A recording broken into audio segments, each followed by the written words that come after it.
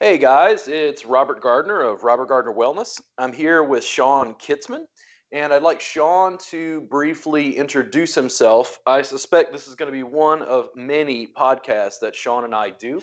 So Shawn, tell us a little bit about yourself and where people can find you or more information about you. Well, thanks for having me on, Robert. It's always great to chat with you. Let's see. My name is Shawn Kitzman. I started massage therapy in 2000, went to school in 97. I currently live in Minnesota. I have a private practice here where I do movement re-education, and I also do some coaching for massage therapists to help them fill their practice with clients who value their work and that they love to work with, or as I call them, true fans. You can go on the Facebook and the Instagram and just look up Shawn Kitzman. And then you can kind of navigate through there as well. And then my website is ShawnKitzman.com. Pretty, unoriginal. Yeah. Same thing with me. If you look up Robert Gardner related to massage or Thai massage, you can find me wherever. Right. So Shawn, you and I have, I don't want to say similar backgrounds, but we've talked enough to know that there are some common interests. Sure. And I just wanted to bring you on. We had no scripted, we're going to talk about this specifically. I know with you that's absolutely not necessary. What's eating at you these days? Like, what are you dealing with and seeing that you'd like to discuss?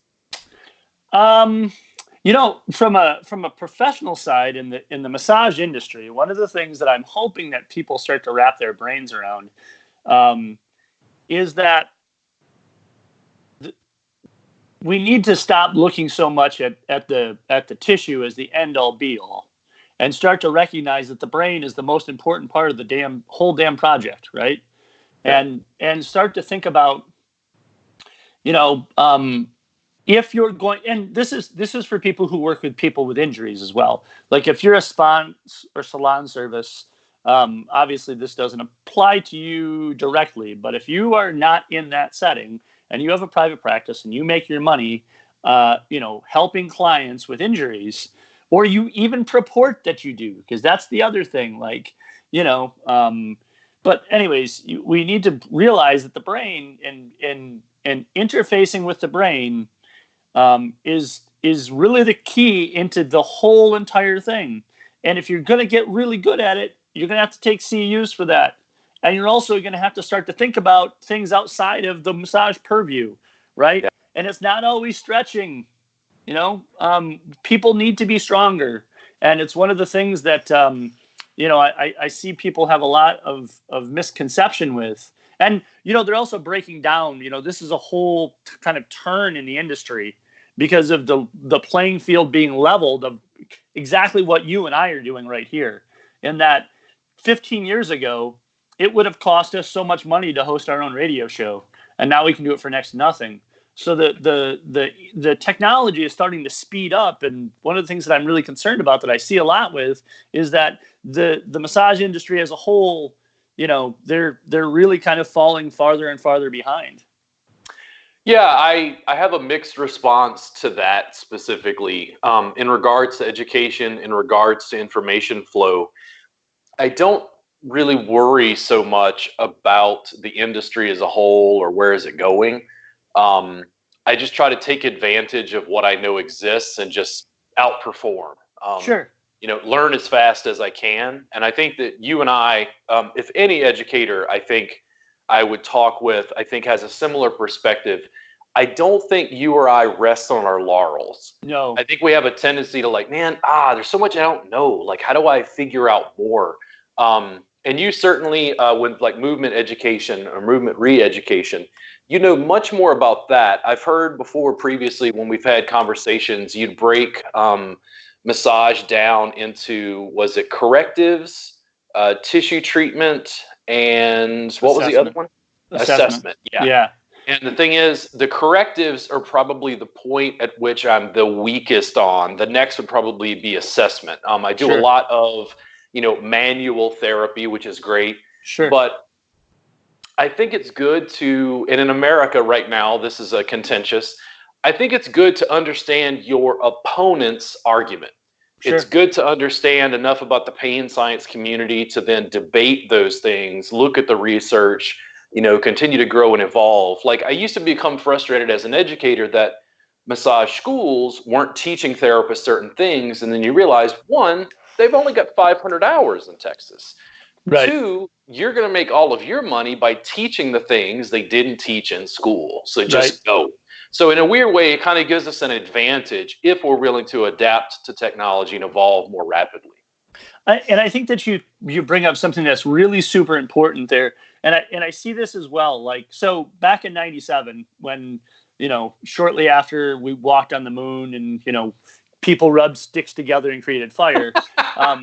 But back in 97, when when I went to school, I was a 1,000-hour hands-on program. And I was one of the last 1,000-hour hands-on programs in Michigan.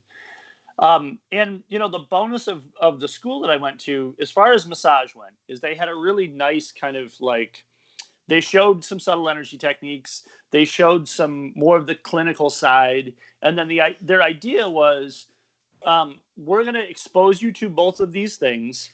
You're going to, then if you'd like to continue on with the advanced practice, kind of continue on with your courses, after you get your certificate, you're going to go either subtle or you're going to go clinical. You might take both of them, but eventually you're going to come back around to the same place. But they did a really good job of teaching us, like, look, you've got the basics, and that's what our job was. And if you work really hard and you're creative enough, then you can get to wherever you want to with it. And I thought that was a really interesting thing as well. But schools are designed to not make you dangerous, also to cover their own asses, right? And then, give you the basics of work. So my wife is a nurse practitioner, nurse midwife, and massage therapy is really similar to the nursing profession.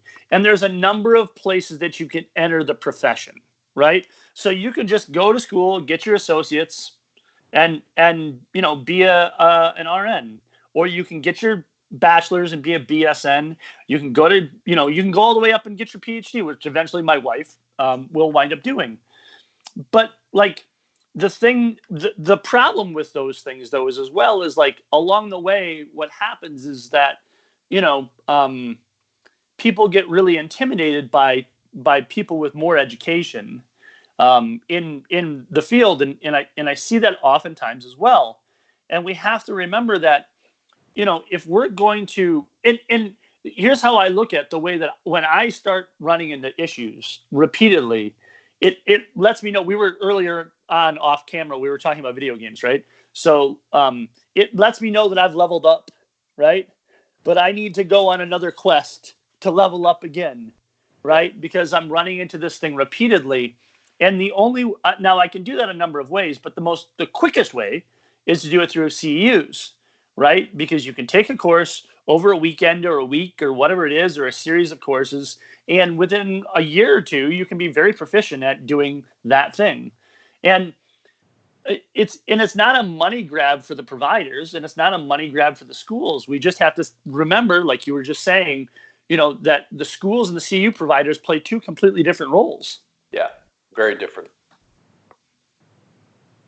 Yeah.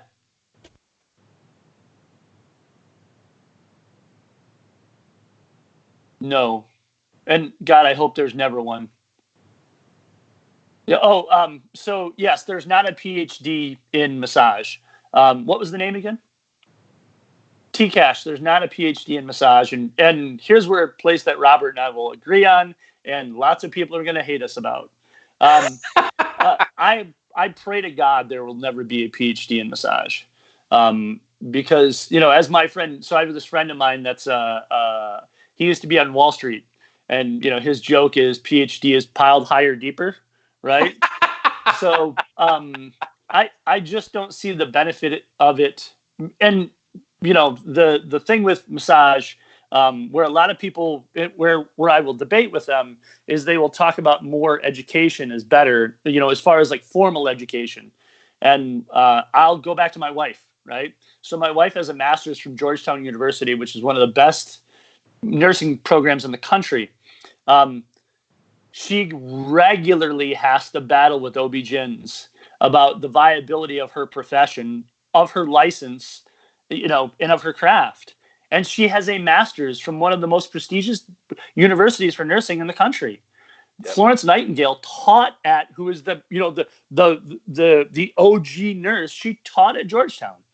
So there's a line of chiropractors and physical therapists and PTAs and osteopaths and chiropractors assistants and athletic trainers. There's a line of them that are waiting for us to keep. If we tried to jump into that, they would completely want to burn us down, because that's the pecking order of how it goes. Yeah. I also think, in my experience, what I've noticed is, let's say I'm talking to a chiropractor. If I'm talking to a chiropractor who has a movement-based practice and is a little more interdisciplinary, so he's got a Brazilian jiu-jitsu background or something, immediately my sense of him is there's a little bit more respect, because I feel like he's digging outside of that one thing. Like, I actually liked talking to Walt Fritz because he's a physical therapist. It's similar, but not exactly the same. I like talking to you because you have a movement re-education background, which I'm really interested in. Like, you're someone that I'd like to take classes with to try to supplement what I'm already doing. People who are interdisciplinary, I actually like more, because what I see, for instance, between massage and yoga, I see these same debates on Facebook forums where they're reinterpreting yoga and saying, well, maybe BKS Iyengar didn't have the alignment right. Maybe skeletal structure dictates. And it's like, sure, the processes, the practices evolve. When I feel like somebody's a one-trick pony, it starts to their vision starts to become myopic and very and I feel like they're not looking at a broader picture of what's going on. Preferably, even though I don't like those power structures and that pecking order you talked about, I do want to be able to sit down with physical therapists, trainers, yoga teachers, other people, and just be able to shed a little bit of light to be able to bring those professions a little bit closer intellectually. Well, the bonus of that too, in 2019 and going into 2020, is that massage therapy is far more accepted today than it was 20 years ago when I got into the industry, or 22 years ago when I went to school. Right? Yeah. I mean, it's a much you have GPs or orthosurgeons who will say, well, maybe you need to get a massage. And it's a much more viable profession. And also because, again, of technology, I've been to courses where I have good friends of mine that I've met through CEUs that are chiropractors and physical therapists and athletic trainers. 20 years ago, you could not sit them all in the same room at one time. It was not possible for that to open up. And like, I think if you go back 8 to 10 years ago, about 8 years ago, and when when Gray Cook was really pushing FMS or the functional movement screen, and then eventually the SFMA, massage therapists could take the FMS, but they couldn't take the SFMA. But athletic trainer, it pissed off a lot of massage therapists, me included. I'll never take SFMA, right? Just based on principle now, because there's far more ways that I can get around it. But it's broken down now at a completely different level where you can start to have conversations. And if you have the right person, that is interested in the study of the human body, regardless of whatever your training is, then you can start to have those conversations. Just a quick break.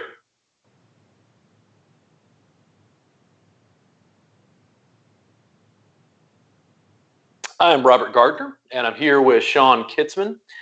Shawn, if you can introduce yourself just briefly again, tell people where they can find you. I believe your website is ShawnKitzman.com. Yep, Shawn, ShawnKitzman.com.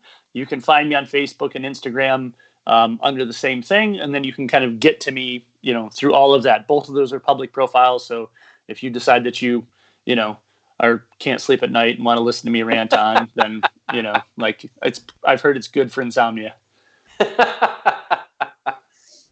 So we were talking about interdisciplinary findings, interdisciplinary research, collaboration across industries between personal trainers, yoga teachers, massage therapists, chiropractors.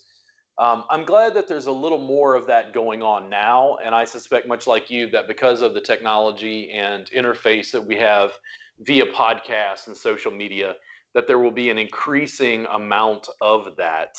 I've also noticed I follow a gentleman on, I think I've asked you before about this, functional patterns on Instagram. Sure. And I don't know the guy's name who runs it, but boy, is he good at polarizing the audience. He takes no flack from anyone and just smacks people around in the comments. It's naughty, right? Yeah. Naughty Aguilar? Yeah. Yeah, it's, I'm interested, one, intellectually about what he's saying. And then also from a marketing standpoint, he's engaging in a really higher degree of polarization than even I do. In my industry, all I have to do is post a video of me sitting on a colleague and I get banned from Facebook groups. Sure. So the lines are a little different. I'm certainly representing something different in the marketplace. And then also I think within Massage Entrepreneurs, the Facebook group, I don't think a lot of our colleagues really understand what you're doing in your practice, not your coaching practice, sure, but in your practice. And I've talked to you enough to go, oh man, your correctives are like off the charts in a different angle that I just don't know. Sure. I was just kind of haphazardly going, oh yeah, to clients, do some yoga. Sure. Because that's about as much as I have in relation to, okay, put them in triangle pose. How does this feel? And they're like, well, it's tight on my leg. Okay, well, let's shift and adjust. But I don't have a lot of specificity. Mm-hmm. And that's something I'm interested in looking at more, because the more I dealt with yoga, that's what I find interesting. The more I dealt with massage, I went, what is massage? And the more I dealt with yoga, I went, what is yoga? And both camps started to get angry at me. Yeah, that's why I've, well, for a long time, if you look at my card, I have one right here, right? So if you look at my card, it says movement architect, because I don't do massage any longer. Like, I don't do any soft tissue. I do soft tissue release, but very little. Like, I haven't put clients under sheets and spread lotion in going on 8 years now. Or 7 years, 7 years. Yeah, and for me, the big influence for me was when I initially took neurokinetic therapy or NKT, and depending on who you talk to, that can be as polarizing as you want it to be. But when I took the NKT, and what NKT is, for those of people who don't know, it's an assessment. It's a manual muscle testing assessment course, and it looks at motor control.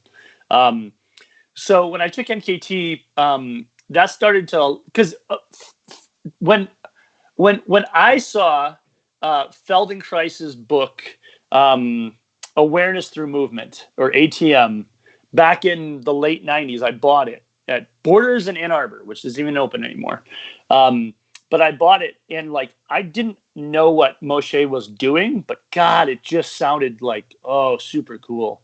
And there was no way for me really to access it without getting out to California or New York or one of the places. And I didn't have that availability at the time, but I was always interested in movement. And I looked at Thai massage. I bought a Thai massage book in '99, right? And my ex-wife had a structural yoga book. And I flirted around with those things, and I think that they're fantastic things. So my work was I always wanted to be more movement-based. And when I took NKT in 2012, that allowed me to do that. But what really allowed me to really get my clients off the table and up and moving and being able to assess them, and then also help them understand where they have these dark spaces at in their movement patterns, was anatomy and motion, Gary Ward's work. Because what Gary did is he broke down gait in 7 phases and 3 planes of motion. And it becomes more about looking at what the skeleton does and how then the skeleton eccentrically or concentrically loads tissue. So if we'll just take easy enough, we'll take supination and pronation in the foot. If you have, and we'll look at like planners, right? So if you have an overly inverted foot, or what some people would call a supinated foot, or a high arch, oftentimes you'll get planners with that, because the foot isn't allowed to pronate enough. So it won't eccentrically load that adductor hallucis and that plantar fascia. So what I do with that is I reintroduce pronation into it, because then when I eccentrically load it, the brain goes, oh, I have this back. I don't need to stay supinated all the time. And that tissue doesn't need to be concentrically loaded all the time. And so Gary really helped me to understand that as I went through anatomy and motion and as I tried to put it into play. And then how did that affect the progress in your practice? Because when you were studying this, were you still doing tissue work? Well, no, I was doing more. So typically what you do with NKT, I went from, in 2012, when I hosted David Weinstock, I was starting to work with, so I worked with elite level youth athletes. I traveled with a nationally competitive soccer team for 3 seasons. And in my community, I was kind of known as the go-to guy for elite level youth athletes. And so it didn't make sense for young kids to come in, spend an hour underneath sheets on the table when I couldn't assess and reassess them by, hold on, get dressed. I'm going to go out of the room, come back in. Okay, run around. All right, get undressed, get underneath the sheets again. I'll come back in. So what I would just do is I would have them come in and do half-hour sessions with clothes on.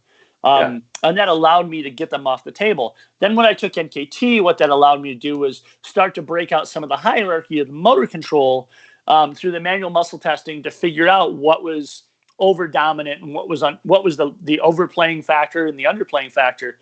So I was doing mostly that with some movement re-education stuff along with that, because when you release tissue, if you're going to look at facilitation inhibition, you're going to release a facilitator, but then you have to reintroduce some sort of movement pattern so that the brain picks up like that inhibited structure or that downregulated structure needs to become more active, because if it doesn't, it's just going to go back to that facilitated or that overactive and underactive stuff. So when I took anatomy and motion, I came back and like the only thing that I could really grab a hold of was pronation. It's the only thing that I really understood in the model, because the model is, I don't have it right here. The model is an Excel spreadsheet of 244 boxes. And so, when like with the model, like the only thing I could wrap my brain around was just get the arch to collapse and I'll figure it out from there. So once that happened, I started to play around with that. So every client, that's what I do with every client. Like you came in, I didn't care if you had ear pain. We're going to get you to pronate, damn it. Yeah. So I could play around with it enough. And then over time, you just continue to tweak and refine what you were observing in clients? Yeah, from there, what happened was, so again, Gary's broken down human movement essentially, or a gait in, 7 phases and 3 planes of motion. So from there, like, oh, now I can start to see when the foot's not moving the way it should. Oh, okay, cool. Well, that's no longer helping my client. Oh, look, the knee the tibia internally rotates before the femur. Yeah. Oh, we should probably change that. Oh, that's no longer helping my client. Oh, the pelvis needs to anteriorly tilt. Oh, that's no longer. So I just slowly worked my way up through the chain, because the model, the flow motion model that Gary uses or teaches, that allows you to do that. But it's so damn dense that I couldn't wrap my brain around it at first. Yeah, when I teach classes, because I'm still pretty squarely in a Thai massage related camp as far as education is concerned. Our rebrand for a trademark failed, so I'm kind of back at the drawing board. And my work will always be influenced biomechanically as far as tissue techniques are concerned by the biomechanics of Thai massage. In my Intro Thai workbook, I go over Sen lines, which are the energy lines in Thai massage. But when I was taught these, it was never taught to me like, Robert, these are literally magic energy lines that run through the body. It was always like, no, listen, the Sib Sen are just like the basic lines that a teacher would teach a student. And my understanding of it was just work these lines as a basic framework, and then it'll just kind of make more sense as you do it. I still use those basics in my intro Thai class, and I've noticed a distinct shift in the last, say, 8 years where students, even though I still cover it, because if they leave my class and decide to go take a traditional Thai massage class, I want them to have some frame of reference. But they understood, oh, it's just like scales. He's just teaching us scales so we can start to improvise and play jazz. Like he wasn't thinking this is literally a manifestation of a magic line. And it's like, no. The way I would tell them is, my assumption is in a culture that had an Asian culture that had more of a lineage based teacher student framework, they would give you the Sibsen and then say, go do 10,000 sessions. Yep. And I guarantee you won't work those lines in exactly the same way. But I understand the basic underpinning energetically to be able to, like, why would a teacher give that to a student? Yeah. Just give them something to get started with. As it developed, it was me as a Westerner looking at musculoskeletal anatomy, looking at sen lines, looking at, say, eventually trigger point therapy and referred pain patterns. And then when I looked at it, I went, oh man, this is all the same stuff. They're just using slightly different language to communicate about it. And I've done fairly well, at least intellectually, as a former philosophy student, at taking on certain ideas for, a concept and framework to try to understand things, where I can also perform what I call in philosophy a thought experiment, which is we think something, but we don't hold it as part of ourselves. We just go, well, what if this is the case? And I find that's really challenging for a lot of people. They don't have that same skill. So I tend to not be religious, if you will, about certain camps and the way they look at things. So I think even from what you're talking about, Shawn, there are people in the pain science community who would go, no. Sure. Other than you said it's about the brain, the nervous system, they'll start to, assessments, hand muscle testing, they just seem to trash everything. But I feel like there's a common language being spoken, but there's no what I would call a unified field theory yet. Yeah, the problem is that we start to argue about semantics. Yeah. And then once we get into semantical arguments, then it's ridiculous. I mean, like I here's the only thing I care about. Does my client get better? I tell my clients all the time, I would love if I could come in, if I could figure this out. I would totally do this, by the way. If I could come in, set a pencil on your forehead, walk out the door, go get a cup of coffee and a muffin at Starbucks and read for 45 minutes and come back and charge you full boat, I would, so long as you get better. Yes. I'm not married to anything. Yeah. Now, the other end of that is from my martial arts background. I know that if you're going to become proficient at something, you have to go through the struggles and the trials and the tribulations of sucking at it.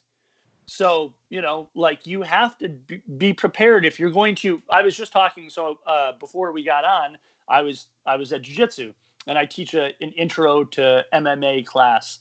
And I was telling one of my students this morning, if there's 5 areas in jiu-jitsu, if there's 5 positions that you're going to attack from, in the belt color system in jiu-jitsu goes white, blue, purple, brown, black. You can legit be you could be a purple belt or a brown belt or a black belt and legit be a white belt at one area because you just never spent any time there. And so, I think that's the other thing that I really try to encourage people to do, because they're really afraid of risk.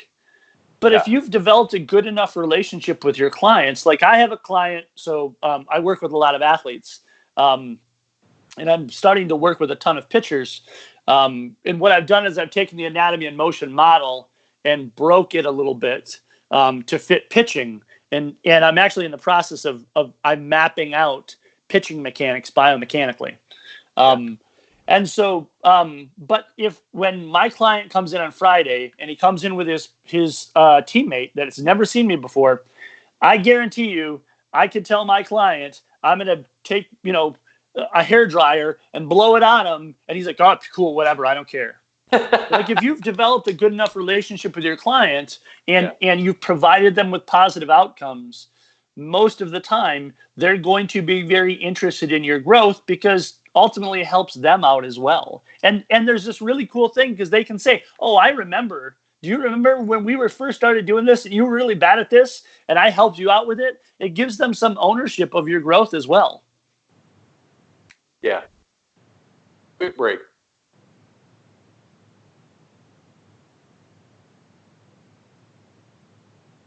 Hey guys, it's Robert Gardner, and I'm here with Shawn Kitzman. That's ShawnKitzman.com. It's ShawnKitzman,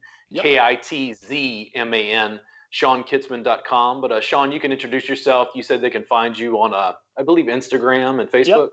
Instagram and Facebook. I'm both there. They can look at me there. Those are public pages. So if you want to seek me out and interface a little bit or follow some of the stuff I do, that'd be great. If I deal with educators who have the one thing, it answers everything. Sure. I get very nervous very quickly.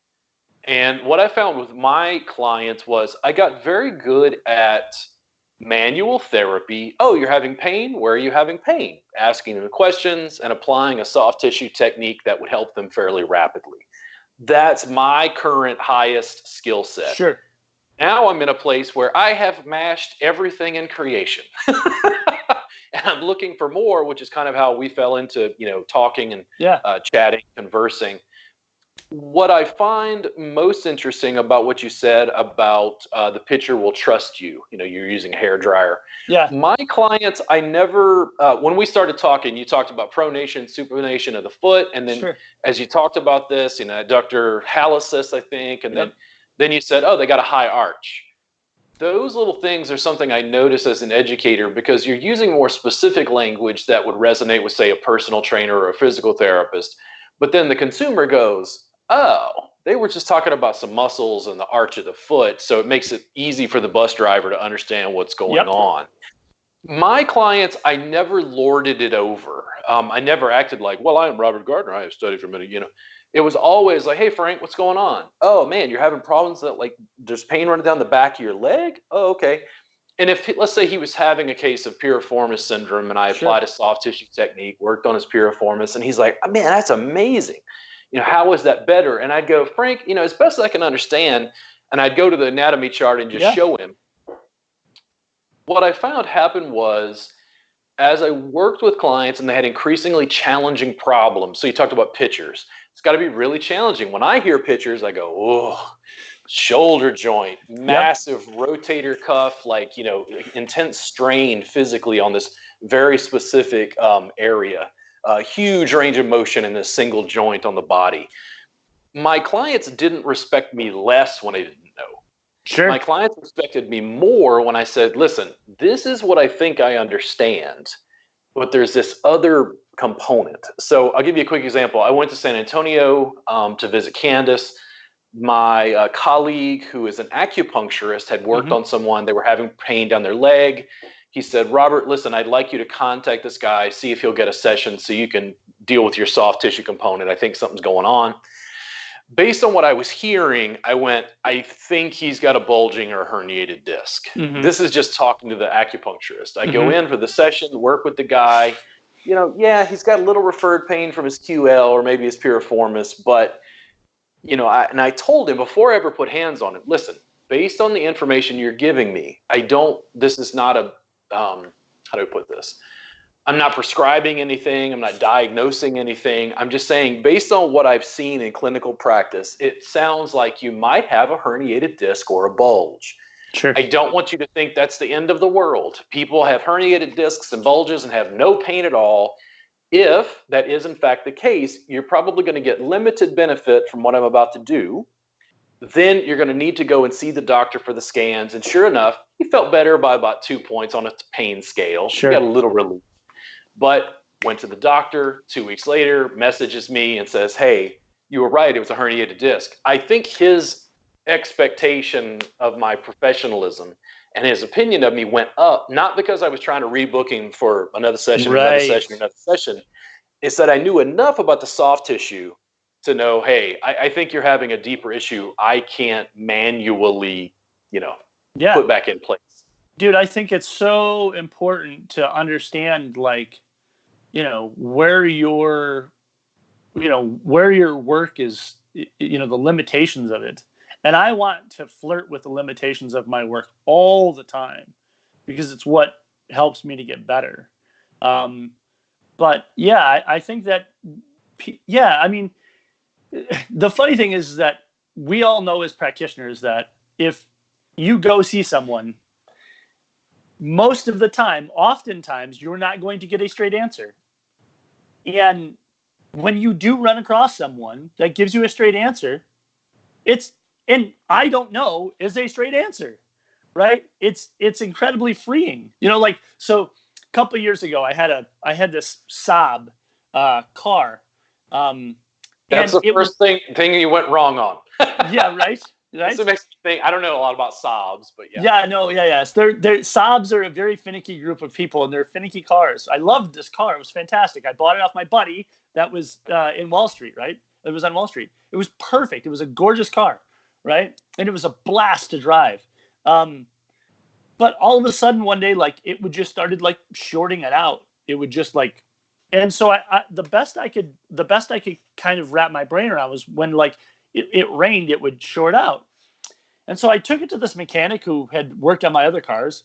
And I was like, dude, I don't know what's going on, but here's the deal. And so he started to kind of go through and try out this thing, and nothing was working. And I dumped a little bit of money in this car then.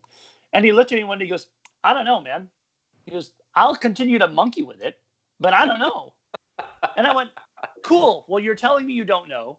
Well, and he was kind of the Saab guy in the area. He's like, I've got a friend of mine I'll reach out to. And I had more respect for that guy because he told me that he didn't know, right? Then if he would have just, and he gave me the option to opt in or out. And one of the things that clients don't get a chance to do, or people don't get a chance to do, is opt in or out of their health. And as massage therapists, that's one of the things, or as whatever it is that people do, if you spend longer than 20 minutes with a client or a patient, you're massively expending the amount of time, that any other provider is going to. So, like my wife is a nurse practitioner, and in the medical industry, nurse practitioners on average kind of spend about 20 minutes with a patient, which is, about 15 minutes longer than most doctors do. And so they develop these relationships with their patients, and they have far better outcomes. They develop far stronger relationships, and we have the opportunity to do that as well. But the other thing that we have the opportunity to do is allow the client to opt in or opt out, right? Like we can always give them choice. And I think that's such a strong, powerful thing that, I don't think enough of us realize. And I don't know, but we can still play around with this is a choice. Yeah. The I don't know, I made a Instagram post the other day because I was working with Kristen Lumsden. She's like an apprentice, a colleague working with me. And I asked some question and Kristen just goes, I don't know. And I'm like, oh, what a relief. Because so often teacher-student dynamics, they want you to have an answer. And it's like, guys, 17 years, I have very few solid answers. Sure. I have a whole lot of clinical experience and background, and I can try to explain how that progressed and evolved, kind of like you talked about your education and dealing with clients. But in absolutes, I get a little nervous about, that. I tell clients all the time, I have lots of ideas. Whether or not they're good ones is up to you. Right? Like, because I don't know. And then I had a client the other day. She sits. We were messing around with something, and she sits down on the stool and she goes, "You just experiment all day, don't you?" I was like, "Yep, that's all I do. I just form theories and we test them out." And the bonus is, if you give the brain good things, feedback will be instant. Like if you reintroduce a movement pattern to a client, or you do, a really good release, the feedback is going to be instant. Your client will get up and go, oh, look, that's better. Oh, what happened there? You know? And so, and that's also like, again, it's testing the limits of your work all the time, constantly. And that's how you continue to grow. And then your client, when you're asking your client their feedback on a regular basis, they're becoming invested in the process. Now, not everybody loves that, you know? And not everybody loves that style of practice, and not everybody loves that style of work. Like, you know, one of the reasons that I work with athletes is because athletes are used to being coached. They're used to very fiery, intense personalities. So it works really well for me in my own personality. There's other people, like I sublease from a Pilates instructor who's more of a movement coach now as well, or movement re-educator. And her clients and my clients, like Marcia could work with my clients, but I couldn't work with her clients because my personality is just, we're polar opposites, you know? I think when it comes to the personality component, we're both generally big fans of social media and getting our face in front of people to hear us talk about our things, write blog posts, video. Sure. I realized at some point, I make a lot of correlations between romantic relationships and dating. I just understood I am not for everybody. Yes. Romantically and in business. Yes. But if you continue to put out information to a larger and larger audience and allow your people to contact you, then you're able to, I think, be more authentic. You're able to ask the questions you need. You're able to continue to explore, which sounds like for you is just the same as me. Like you have a tendency to want to continue to evolve, and you need a certain sort of client that isn't just a passive service receiver.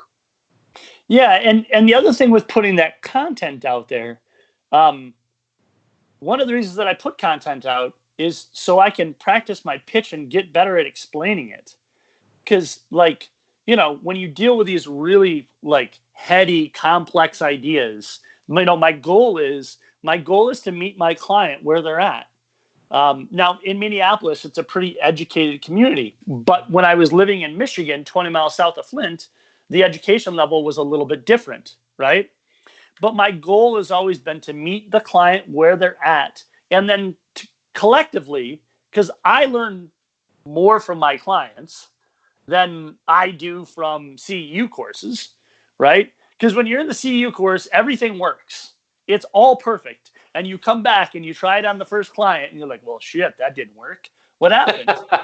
And so you have to have this ability to adapt, you know, and again, you know, invest your client in it. But the more that you talk about it, and Facebook and Instagram give you great platforms to talk about your work and talk about the ideas of your work, the more you talk about it, the easier it becomes to explain because you're getting your reps in, explaining it and interfacing with clients.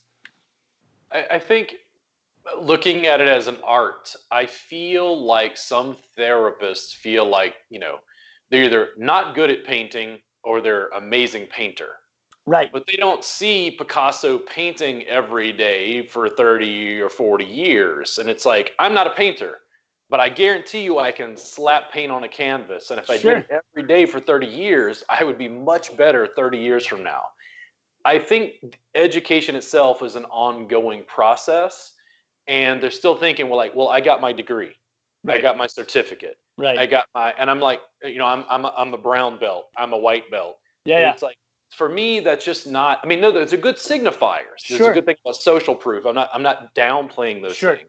Yeah. I'm saying that, you know, immediately like Krishnamurti's ringing in my head. Yep. It's like education is a lifelong process. Yeah, it's funny in jiu-jitsu. One of the things that I figured out about jiu-jitsu when I went from white to blue belt, and I've been practicing martial arts for 20 years, but I wasn't in a belted system. And also, like, I don't think the belted systems work the same way in other systems that they do, like in jiu-jitsu.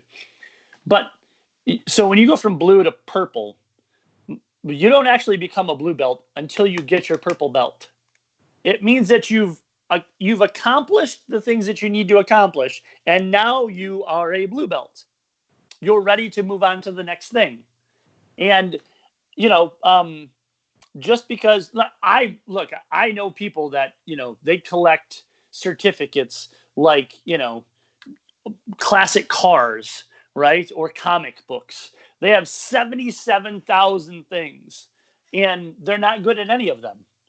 So just because you have the certificate doesn't mean that you actually have proficiency at the thing. Quick break.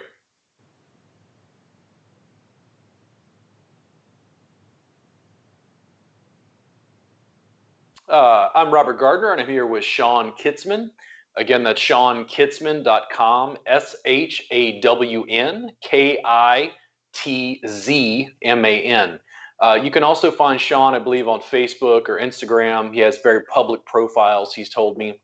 And as we continue talking about education and those sort of signifiers, I think, Shawn, when I've had conversations with you, I think you, very much like you have a very curious sense of mentality and learning and growth that's ever present, sort of integration of information from different areas. One of the things that I think was most interesting, we talked about, stages, right? So I made intro tie, then I made table tie, then I made phase one, and the students would look at it and go, I don't understand, it keeps changing. And I'm like, oh my word. Like, I can't, what happens when you listen to Sun Ra? It's free jazz. So what happens when you listen to Coltrane? It's like, it's got to improvise. And in fact, as an educator, they need sequences. Yeah. And I'm almost in this weird process where I've got this, soft tissue techniques that are college level, mobilize the person, change their space in space. So it's not just prone and supine, one. Sure. It's mat based, using your legs and feet, multiple points of contact, shear, glide, all this stuff. But when they would say, I don't understand, it keeps changing, I would go, okay, listen. So we're in intro tie. I'm teaching you send lines, so you understand the basic lines. Shawn's lines are shaped differently than mine, or shaped differently than Sarah's. And they go, oh. And I go, yeah, our bodies are different. The size is different. Our mobility, our range of motion is different. Any sequence I teach you is inadequate, because you're never going to be able to apply the same sequence on every individual. Yes. But can you connect exceedingly deeply with the client and meet them where they're at? That is where the best work happens. Yeah, because it goes back to that idea of the brain, right? Like I've done this before with my work, where like I've done my assessment, I've interviewed the client, I've done my, both my verbal assessment, my static assessment, my movement assessment, and I've been damn sure that this thing was going to do it, and it didn't. And the reason why it didn't is because the brain didn't believe that it was safe. So I think that the brain, I think we have to remember too that like we're not very far removed from animals. I know we think we are because we got the phone, we got the car, like. I know we think we are, but and here's how you see this: like go to an intro jiu-jitsu class and watch people who are highly evolved creatures go back to very basic functions and fear functions when they're placed on their back and someone's on top of them. Like I remember talking to this kid when I first moved here to Minnesota. He said, "Yeah, in foundations, I didn't even know what happened. I just bit the guy." He was that far into his reptile brain that he freaked out. Right. Of course, his training partner probably wasn't too happy about it. Yeah. So I think the thing that we have to remember when we dealing with what you're talking about, you're never going to have the perfect thing that fits everybody. We have to remember that amygdala, or the reptile brain, I really believe that it has like three primary roles, right? Move the species, protect the species, preserve the species. And I think it goes sequentially. Because the brain knows that if you can't move the species, you're not going to be able to protect the species. If you can't protect the species, you can't preserve the species. So preserving the species is food, shelter, water, reproduction, right? So those three things there are critical. So when you do your amazing thing and your client gets up and goes, shit, it still hurts. That's because the brain, the reptile brain, knows that it can't move the species and it's going to flag it. And then here's the hard part about working with athletes. Normal people do this too, but athletes are really good at this. They get up and, let's say their shoulder hurt when they did this before, right? They get up and they fling it in 75 million different degrees at 100 miles an hour. They go, oh yeah, that feels good. But this hurts. Because it goes back to, they know their job as an athlete is to move. And so they know that this is the next place that the brain is telling us this. It's not that they've told you that, oh, well, your work isn't good. It's now the brain goes, oh, this is where it is now. So we need to sort this out. And so it just goes back to we have to remember the brain is the important thing, When Iyengar would talk, and Iyengar is the alignment guy with the Hatha yoga. And then Iyengar, as he worked with Westerners like me who were tight and restricted and whatever, he gave them props. Yep. And then the more I looked at that, and it was like everybody kind of complained, like, well, the props make people lazy. And then Iyengar would say, he would say something mildly philosophical, like it was awakening their intelligence. Yeah. And I'm like, you crafty little asshole. Yep. You were putting an input into the student's nervous system so they could work on themselves. And then in combination with the breathing, let's say you were having a problem, you could kind of, you could press into the tricep and, right there. Yeah. That, whatever that is, within my practice, because again, I was kind of taking Thai massage and yoga and kind of crafting it somewhere. Like, it was hard for me to explain the freedom I felt in my nervous system by comfortably putting myself in a position to lengthen a tight, restricted muscle to be able to then breathe, which again does what? Parasympathetic, sympathetic nervous system, lowers my heart rate, lowers my anxiety, and it says, hey, this is safe. And then all of a sudden it was like, oh, yeah, no, my arm can move that way. Again, sort of, awakening the intelligence. I was like, you're just retraining their nervous system, man. And the thing is that, we, as Westerners, we like to look at things as exercise in that practice, right? So when I talk to my clients about doing something, so I do, here's one of my favorite things to do with people that have, like, let's say they have like sciatic pain. So I'll go through, palpate, looking for crushes, or, places where you have nerve compression or entrapment, however you want to define that, where they get referred pain, like referred nerve pain. And so it's very prevalent in the psoas, because, the psoas is kind of a big muscle, kind of attaches on the spine a bunch, kind of has a bunch of nerve innervation there. So what I like to do is put them on a bolster, get them all bolstered up, teach them to start to build a 3-dimensional breath for about 4 or 5 minutes. I'll manually muscle test them as well. They'll have that weak psoas plus the crushes, so that muscle is now neurologically downregulated, right? So then I'll have them breathe a little bit, come back, repalpate, and magically enough, that nerve sensations has decreased, and then the test far, far, far stronger. I have done no intervention. It's been all them, and then that helps them to understand, like, oh, maybe I need to do something with this breath thing. And then what I'll do is I'll show them some real basic psoas activation as well, because the psoas needs to be stronger. Because, short and tight doesn't mean strong. And, short and tight can be very weak as well. And that's another thing that we need to kind of wrap our brains around as an industry. But what Iyengar was doing, So I had an Iyengar instructor for about 1.5 years in Michigan, and she was really funny because she was a dogmatic Iyengar instructor until right around the time that I met her, and she was starting to look outside of it a little bit. So she was really starting, and she was dogmatic for 20 years, right? And I actually let her borrow my Feldenkrais book, Awareness Through Movement. And she just came back, and each week I would see her. And she was a very private person. I never wanted to, she was very classical, right?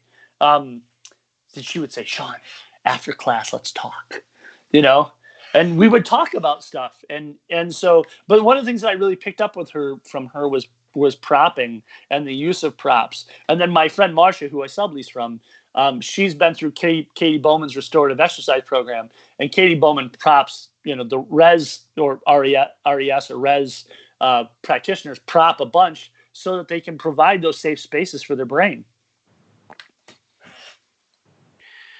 Oh, again, 17 years, and it's on one level, it feels so complex. Like, in other words, I go and teach beginning students. Sure. And when massage therapists are doing in class, they're just like, oh my God, what is this guy do? This is crazy. It's like, it's not on a table. The person's clothed. It looks like Brazilian jiu-jitsu on the outside. Yeah.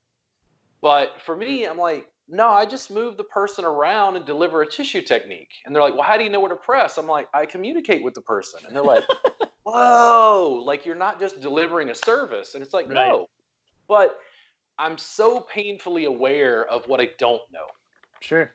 And I'm not willing to just be blind. Like I'm having, because I had just a podcast with Walt Fritz. He's talking about pain science community and dermoneuromodulating and Diane Jacobs, and then they're contentious and other groups. And I'm reading stuff in Facebook, and I'm not willing to just accept somebody's camp. Sure. But I'm so much more willing to study with someone like you, just because I can tell you don't have a strict top-down model. Do what I tell you. I know best. I'm the guru. I've figured out the truth. And that's where I think things shift. I trust educators who understand, oh, okay, well, I know this much, I think, based on my clinical practice, but there's this ton of stuff I don't know. If you sat down and had a conversation with Bill Nye the Science Guy, Alton Brown, Neil deGrasse Tyson, and said, hey, tell me about quasars. And he's like, well, I mean, we know this, but he's like, oh yeah, there's all this. We don't know about dark energy. We don't, there's stuff we're still trying to figure out. Sure. I feel so much more comfortable in that I don't know space. It's like asking good questions. The thing about it is that, like, when we look at PT, right, we think it's like this 1,000-year-old practice. It's at best 60 years old. At best. The human body, this is going to be shocking to everybody, has been around for longer than 60 years, right? That's like, it's been around for a long time. And we've developed these the reason why a lot of this is so complex is because when you're working with clients, when you're working with humans, it's the most complex machine on the face of the planet. So it's going to be at times difficult. Like my friend Marcia, who I sublease from, I take a lot of stuff from her. So I tell clients all the time, right? Like, I don't actually have original thoughts. I just steal shit from Marcia and then take stuff from Gary's work right now. Like, that's my thing, right? Because no, you'll never know everything. It's not possible. And you can only fit so much in your cup before it runneth over. And then, there's only so many things that you can be good at one time.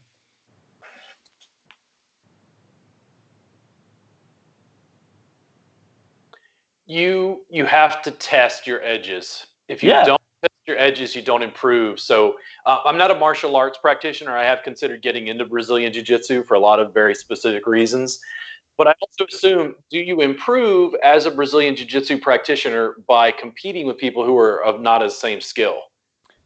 Yeah, no, you get better against people that are better than you. Yeah, so there's this really interesting thing. So here's the time where I talk that people who don't care about jiu-jitsu can watch this for insomnia and they'll go to sleep. So Marcelo Garcia is widely regarded as the GOAT in competitive jiu-jitsu, modern competitive jiu-jitsu. So if there's a couple jiu-jitsu people out there, yes, I understand Hickson was really good as well, but I'm just talking about Marcelo because it's a fair comparison. Marcelo says that when you learn a new technique, when he learns something new, he always goes to try it on the white belts. So then he can figure out the pieces of it that work, and then he'll do it on the blue belts, and then he'll do it on the purple belts, because there's this hierarchy of body awareness that they have. And then sometimes it's really weird. Like, you'll get a white belt or someone who's not as good as you are, and man, you've nailed this technique on upper belts, and somehow, some way, this person innately just has this squirmy nature, and they get out of it with something that you've never seen before, because they're a novice. Yeah. And so that's just like clients, like clients do the same thing. They present us with challenges that you cannot understand. Like, this funny thing. So what I'll do is I'll have my clients film me doing their homework, coaching them through the homework. It's a video with audio. It's not hieroglyphics. And the things that they come back with, I don't know what they were watching, but it sure in the hell wasn't what I was doing. But that's just how their brain orientated the movement pattern. And then what we do is we refine that. You know, like I'm amazed by it. I'm like, and with my clients that I have good relationships with, I was like, are you sure you watched what we talked about at the end of last session? You know, and then we'll kind of have a laugh about it and then we'll go through it again. But it's just all how their brain orientates. And sometimes it's ways that you could never predict. Most of what I teach in table tie, my table tie massage class, is a Frankenstein of what you can do on a mat on the table. Right. And I've learned over time, because of core curriculum and sort of massage culture, I go in, talk to the students, and I go, how many of you or how often do you use side lying? 2 people out of 20 will raise their hand and say only when the person's pregnant. And I go, oh, wow. Like there's an entire primary position on the table they don't even use. Right. They're not even ready for mat-based work. Like mat-based work to me isn't prone, supine, seated, side lying. It's like move the person around in gravity and address what needs to be addressed.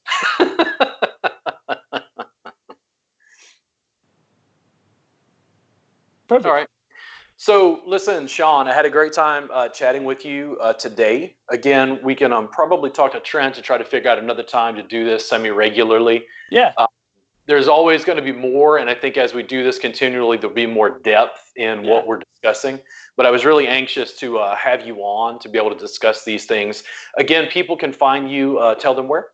Yeah, you can find me on my website, ShawnKitzman.com, ShawnKitzman.com. And then you can find me on Instagram and Facebook under the same thing. And you know, you can kind of navigate through those channels to get to me a little bit more intimately, I guess, if you want to. So if I remember correctly earlier, you're seeing clients, but you're also doing coaching for massage therapists. Are you teaching CE classes of any sort? Am I teaching what? Continuing education classes? Not at the moment. My friend Marcia and I are actually in the process of putting together an assessment course that would entail static, movement, and palpation. So, because I think it's a really tough. It's something that massage therapists or most people don't actually get much into that way. So we're kind of putting our two brains together. Well, she's putting a lot more of her brain together than I am. I just kind of like sprinkle things in there sometimes. I just wanted to make sure that viewers knew how they could reach you and the services you were providing. Well, listen, I'll talk to you again soon, and thank you so much for coming on, and we'll see you soon. Thanks, man.